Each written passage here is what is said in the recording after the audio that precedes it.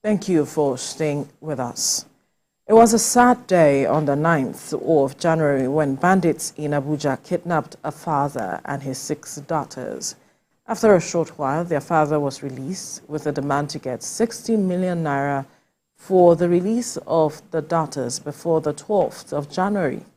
Now, after pleading on social media, they couldn't get the whole money, and one of his daughters was killed. The student's death sparked outrage on X, formerly Twitter, with many users calling on security agencies to intensify effort to rescue the remaining persons in captivity. And the ransom has now been increased to 100 million, with a death sentence on the remaining 5 girls. If the money is not paid, that's what they're saying. Now, joining us via Zoom is a security consultant and the managing director, Beacon Consulting Limited, Kabir Adamu. Kabir, good morning. Thank you for joining us. Thank you, and good morning. It's really a sad development, and our heart goes out to the family that is facing this matter as we speak. But in recent times, we have seen a number of kidnap cases in the Federal Capital Territory. And the question is, how did we get to this point?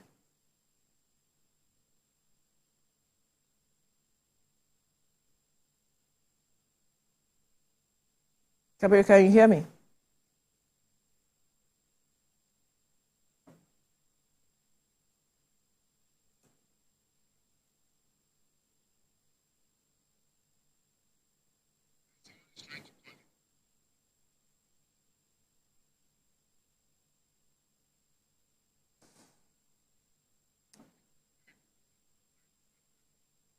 Kabir, are you there, if you can hear me?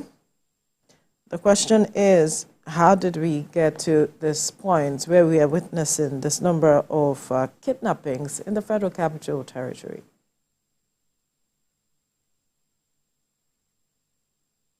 All right, while we wait for Kabir, Ibrahim, it's quite concerning, the level of kidnappings we have witnessed, not just in the Federal Capital Territory, but in the country as a whole. But one would expect that the Federal Capital Territory will be a place that is safe, so to speak, because it is the capital. And but the reverse is the case. Yeah, of course. I call it the Nigeria's headquarters.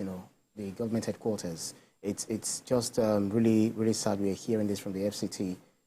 One of our colleagues, said on TV yesterday that, with all of this attendance, kidnapping, crime, criminalities, recorded in Abuja, we don't pray to wake up one day and we hear that, Aso Rock has been, attacked, by some of these marauders. It's very, very sad. And this is where we need the security agencies to be on top of their game. And the president is also looking to, I think our guest is back. Right. Kabir Adamu, can you hear me? Good morning once again. Yeah, good morning. I can hear you now. Right. I was asking, I mentioned earlier that our heart goes out to the family of this persons whose 5 daughters were kidnapped. Unfortunate incident. But the question is, how did we get to this point where we have been witnessing the incessant number of kidnappings in the Federal Capital Territory? Thank you. And yes, it's really unfortunate. And we join millions of Nigerians who are, angry, who feel nervous, who are frightened by the current situation. The capital city of any country is a place where that country showcases its strength and where vulnerabilities such as kidnap for ransom have been allowed to reign in a capital city. It's not going to help our country in all ramifications. The President Bola Ahmed Tinubu's administration's imperative for improving foreign direct investment and for diversifying the economy, unfortunately, would not be helped by this regard. In addition, the imperative to improve security will not be helped in this regard. Now, we got here because, unfortunately, the current effectiveness and efficiency of the security management system in place in Abuja has not been able to address the security challenges. Abuja is unique in the sense that it shares borders with at least 4 states that are security challenged: Kogi State, Nasarawa State, Kaduna State, and Niger State. Each of these states that I've mentioned are security challenged. They have a single common element, which is the activities of non-state armed groups. Now, these non-state armed groups are divided into different categories, but the 2 prominent ones that are important to our conversation are the so-called gunmen that we either call bandits or in certain parlances terrorists. The other ones are the criminal groups, who both of these 2 groups engage in kidnap for ransom, either because of the benefit it gives them, in this instance just to collect the money and use it for whatever they want to do, or in certain instances, especially for the terrorist groups, use it to finance their activities. Abuja, because of the fact that it houses, as it were, more prominent people, now makes it an attractive target for them. Now, the second factor is the presence of forested parts and mountainous areas in the border communities of Abuja. All of these 4 states that I've mentioned, in the adjoining communities to FCT Abuja, you have either mountains or forested parts.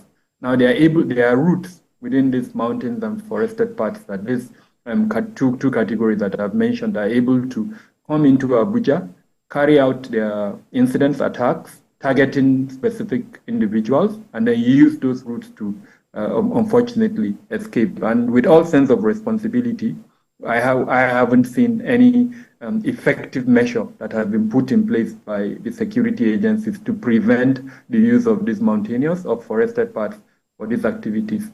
We know that in the past, especially the immediate past administration in FCTA, has implemented what it called the G7 initiative, which is an initiative that combined at least 7 states, the 4 that I've mentioned, with I think Plateau State, and I'm not sure Benue State, in an attempt to have some form of surveillance and then carry out operations within these locations. But that has been stopped, and unfortunately where we are at the moment. All right, Mr. Adamu, I'm not exactly sure how to start with you because I have so many questions rioting in my head, but I think I'm just going to start anyway.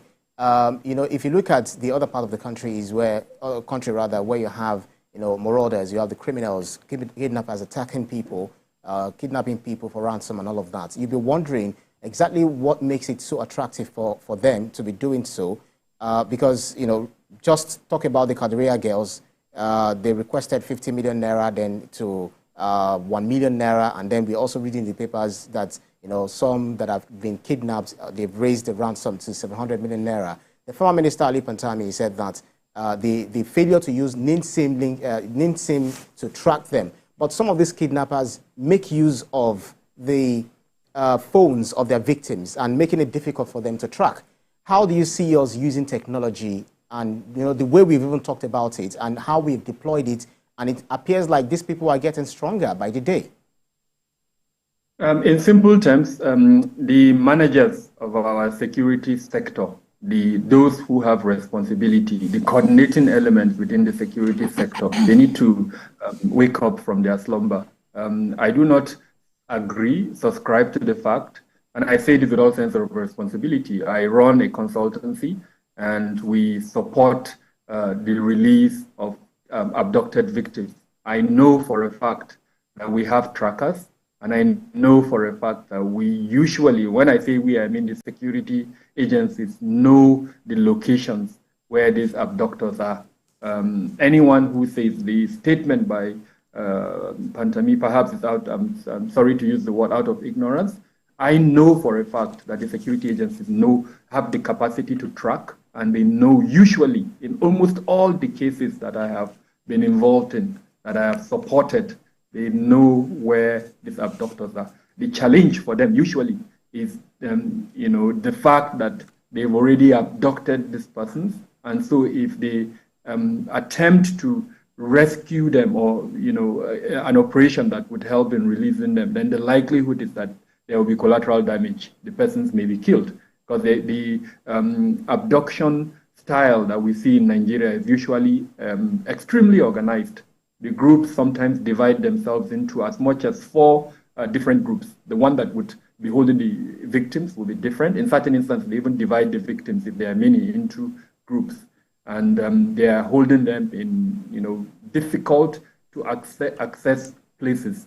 And so if you are tracking the ones that are holding them, it's not very necessary that the ones that are negotiating with the family members or loved ones, it's not necessary that you know where the other group that is holding the group are. So if you carry an operation and arrest the ones that are negotiating, the other ones have that opportunity to take certain action. So it's not that easy. And again, I want to buttress the fact that we have technology, and that technology usually, from my experience, allows us to know. The missing link is the tactical component within our security forces that would allow them to have incision-style operations that would go in, just like we saw the Americans did when they abducted their citizen somewhere in the border area between Niger and Nigeria. They carried out an incision, precision-style operation where a tactical team came in with precision style and were able to rescue the individual. And the element that allowed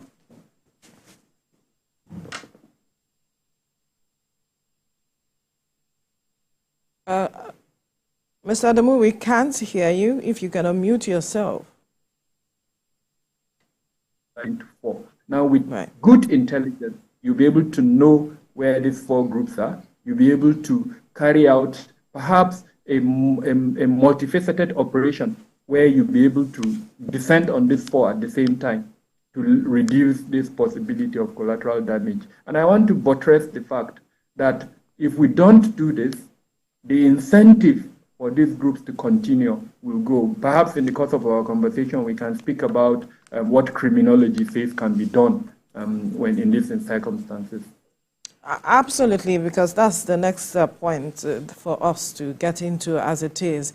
If we know where they are and we have the technology and we are still finding it challenging over the years. I mean, kidnapping did not just start today. Over the years, we have seen this business, so to speak, thrive. How is it that we have not been able to build on our approach towards addressing it at the root? And we're still finding ourselves dealing with this very humongous problem. Yeah, a couple of areas, and I would principally call on the National Assembly, the various committees that have responsibility for security. I think it will be very important that in their oversight functions, in the legislation, especially for the budget, they really do what we Nigerians voted them to do. They need to hold the security departments that are all in the executive arm of government to account. Whenever budgets are presented, monies are provided for the acquisition of tracking devices. Monies are provided for intelligence gathering. And yet, I think everybody will agree with me when I say we're not seeing the purposes for which these monies are being provided. So the legislature needs to wake up and start its oversight functions in a manner that ensures this. The second element is we need to build resilience within our communities. Our communities need to understand what Kidnap for Ransom is. Our communities need to understand how to approach Kidnap for Ransom. There are 3 elements involved in Kidnap for Ransom. Number 1 is the proceeds, ransom itself. Anyone who goes into Kidnap for Ransom, as long as it's Kidnap for Ransom, there are other types of kidnapping. Why he or she goes into it is to collect that ransom. So it gives you, if you are in law enforcement or in security, an advantage, knowing very well that is his reason. I will shock you today to tell you that in almost all the cases that my company has been involved in, the monies are collected through our banking system. I say this with all sense of responsibility. In almost all, it's very few that cash is collected and taken to these guys. They are so brazen and bold that they provide account numbers.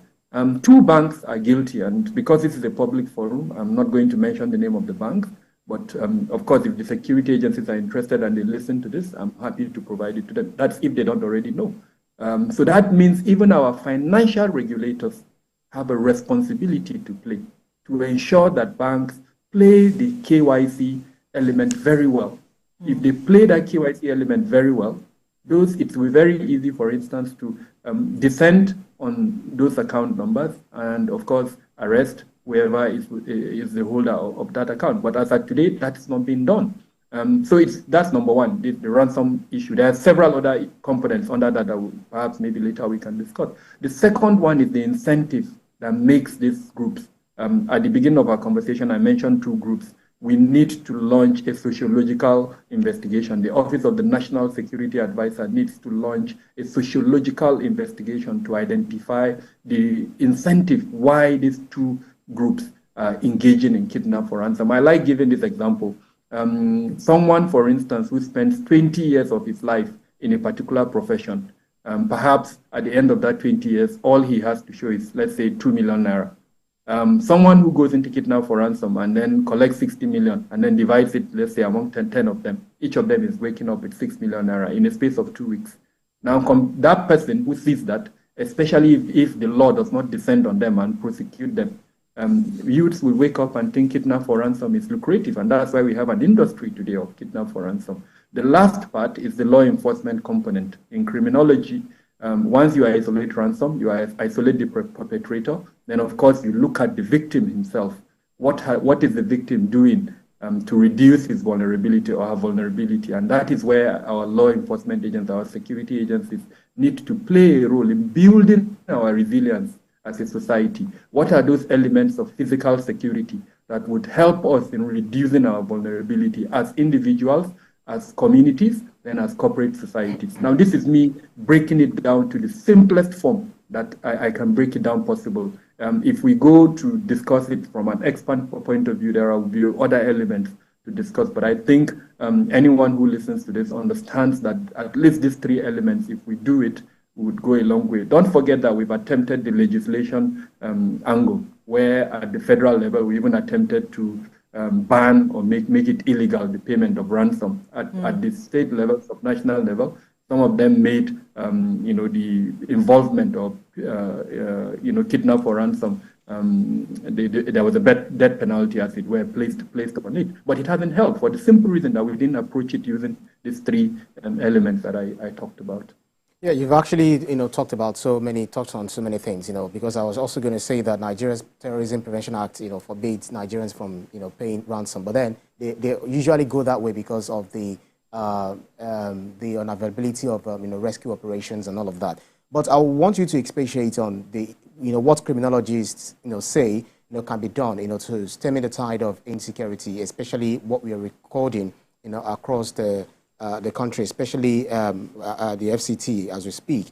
The president also said that he is committed to fighting insecurity, to investing more in insecurity, in prosecuting the war against insecurity, and then he's also proposing forest rangers. And I'm wondering what they can do in this regard in helping to complement military's efforts in against these criminals. Yes, so there are several elements that are contained within the Renewed Hope agenda that, if implemented, I think it would really help reduce several types of criminal activities within the country, including kidnap for ransom. With regards to your question, using the FCT as an example, every good security management, whether at the individual level, at the corporate level, at the community level, or in this instance at the level of somewhere as large as the Federal Capital Territory with its 6 council areas, has to have 6 elements.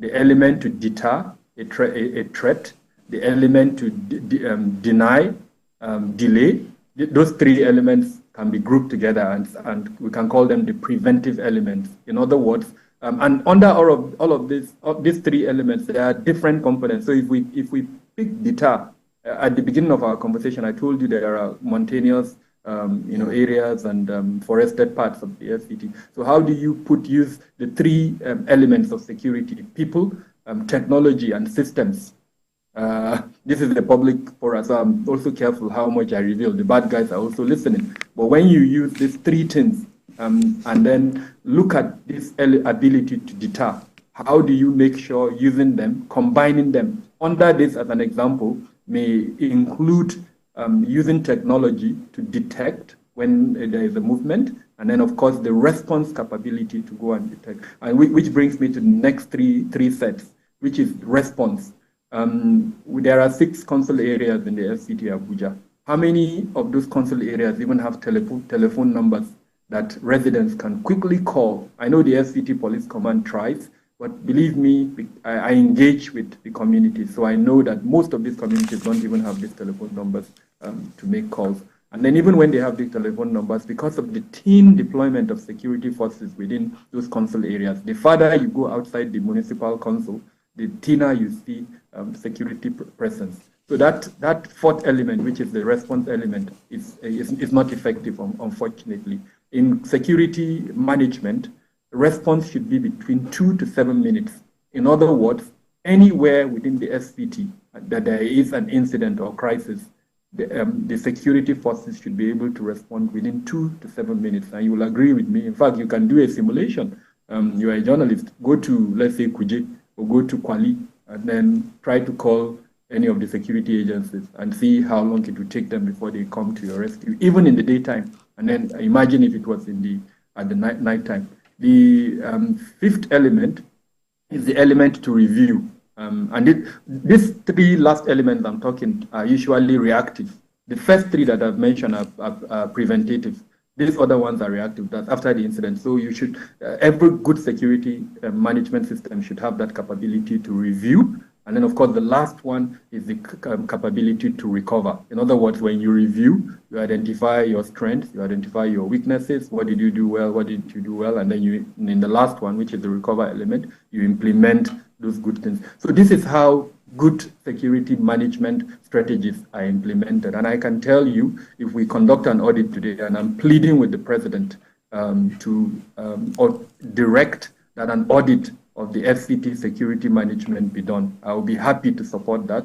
Either the minister can do it himself, but if he doesn't, the president can direct that, because the FCT is too important really to allow what is happening at the moment. If we conduct a security audit of the FCT using the 6 elements that I've mentioned, we'll be able to identify the gaps, and we'll be able to identify measures, including, for instance, building resilience and collaborative effort. Our traditional rulers at the 6 council areas, we cannot neglect them. And then, of course, thought leaders, including religious clerics, and several other leaders need to be incorporated so that the resilience of the population in itself presents a challenge to these bad guys. If you build that resilience and the deterrence element within the security management system is strengthened, then it would be very difficult for them to continue to operate with the impunity that they are operating at the moment. I've said a lot, but I've tried to summarize it. I just want you to quickly touch on the implication of this whole matter, especially on the FCT and perhaps other states, if we don't address it, nip it in the bud. The social contract is being depleted, as it were. The social contract is an agreement between government and the people, where we have let go of certain of our rights to the government with the hope that the government will protect us. So the more this ability of government to protect us is now being diminished by the activities of these groups, these 2 that I've mentioned, the more people will distrust the government. And at the center of that, unfortunately, is our very collective agreement to live together as a people and be organized in the democratic setting that we are. So that, I think, is the number 1 element. And the implication of that is that people would seek to arm themselves, as we are seeing already. There is no community that you go to that you don't see one or the other form of vigilantes and other protective measures that they are putting in place. It is a danger in itself, because it means more weapons are, coming into the country, and those weapons, unfortunately, would be used for purposes that we all don't want. So that's number 1. Number 2 is the quality of life is being diminished in Nigeria. We all are humans, because in natural sense, we want an improvement in our quality of life. If a family goes to bed and then at 2 a.m., you gave the example of the incident in Buari where a family of, I think, 7 were abducted. But at the same time, another family in Zamfara that were abducted, they are still in the hands of those abductors. Just yesterday, almost about 40 persons were abducted in Zamfara, somewhere in Kauranamuda local government. Before then, students were abducted about 4 months ago. All of these are people who came out and were looking or were hoping to improve their lives. Now today, they're still in the hands of those bandits. In the presentation of my organization that we did for December, we've shown that in 2023, over 4,000 Nigerians have been abducted. Now, all of these are mothers, fathers, sisters. The livelihood that have been affected, that have been disrupted. If you go to the villages, people sell their properties. Women who, the little jewelries that they had when they were married and that they've kept, lands that families kept, they wanted to use it to improve their lives, have been sold to pay ransom to this bad guy. So the quality of life, unfortunately, is being reduced. That's number 2. Number 3 is the economy itself. If you look at food security is being affected negatively by the continuation of this abduction. Farmers are not able to go to their market, where they're able to go to the farms to farm. Even when it comes to harvesting, it's difficult for them. So especially if you look at the areas where agriculture is thriving in the country, areas like Benue, Kaduna, Zamfara, Niger, all north central and northwestern Nigeria, and to an extent some parts of southwest Nigeria, they are adversely affected by this. So it's going to affect food security. I know the president has constituted a committee, and I'm very happy that he actually put food security in the purview of the National Security Council. But the challenge is that the National Security Council has not sat for quite a while now. So we don't even know what this committee that the president has set on food security, which is in the purview of the National Security Council, is doing. So again, we need to wake up there. These elements would have to be. And then I also, at the beginning, I talked about foreign direct investment. Nobody is going to come and invest in Nigeria with this. Well, I wouldn't say nobody. If anyone who decides to invest will have to have a provision for security. When Julius Berger said it should be paid about 1.3 trillion for the completion of the Abuja route, a significant portion of that is going to the provision of security. So projects that ordinarily would be done at a low cost would be done at a very high cost. Now that is how there are so many other things that I can talk about, but unfortunately, the simple, I think, conclusion is that it's not going to help our country. It's affecting us adversely, and we need to reverse it as quickly as possible. I said at the beginning that I'm hoping that the president direct an audit, if he or the minister himself will do that, and I'll be happy to support that. All right, we'll have to leave this conversation here now. Security consultant, managing director, Beacon Consulting Limited, Kabir Adamu, thank you for your time on the program. Thank you for having me. Right. Now, President Bola Tinubu's decision to suspend